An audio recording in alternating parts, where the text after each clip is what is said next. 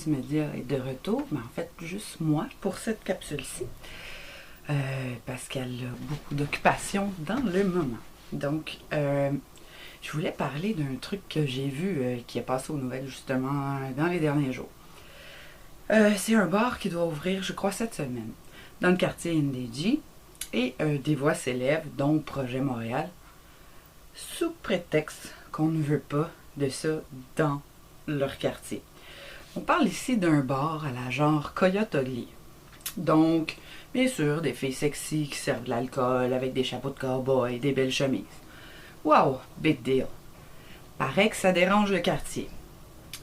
Il y a un truc qu'il faudrait peut-être qu'on comprenne une fois pour toutes. Là où il y a de l'homme, il y a de l'hommerie. Donc, bien sûr, de vouloir interdire ce genre d'endroit-là, parce que là, on n'a même plus à parler d'interdire les métiers du sexe, là, on parle d'interdire un bar avec des serveuses du genre cowgirl. On va loin, là. On est rendu plus catho que le pape et la religion, et on se prétend laïque et tout ça, mais dans nos valeurs, on est de plus en plus ridicule et dans le retour en arrière. Pourquoi est-ce que ce genre de bar-là ne serait pas le bienvenu dans le quartier, honnêtement? Est-ce que vous pensez sincèrement qu'en interdisant tout ce genre de bar-là, d'activités-là, savez-vous ce que ça fait? Ça donne tout simplement raison au crime organisé et aux gangs de rue. Et ça leur ouvre la porte pour pouvoir travailler main dans la main en ayant la paix. Pourquoi? Parce que vous les forcez à devenir underground, parce que vous ne voulez pas voir ça dans votre quartier. Il y a des bars depuis combien d'années? Il y a des clubs de danseuses depuis combien d'années? À un moment donné, on ne va pas refaire le monde non plus. Oui, bien sûr, il faut s'attaquer aux problèmes d'exploitation sexuelle et surtout chez des mineurs, donc la traite, le trafic et la prostitution forcée. Totalement d'accord avec ça, Rose Média le défend depuis le début.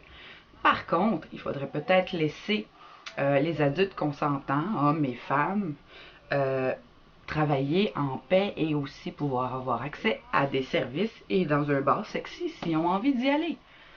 À un moment donné, plus on veut interdire quelque chose, plus ça ouvre la porte au pire des choses qu'on veut pas dans ce domaine-là. Alors pourquoi ne pas prendre dans la main justement ceux qu'on prétend vouloir aider, c'est-à-dire les victimes? Mais ce ne sont pas toutes des victimes dans ce domaine-là. Bon, parce que là, on élargit encore les métiers du sexe. On est rendu avec un bar saloon qui est supposément inacceptable dans un quartier résidentiel. On est en 2016.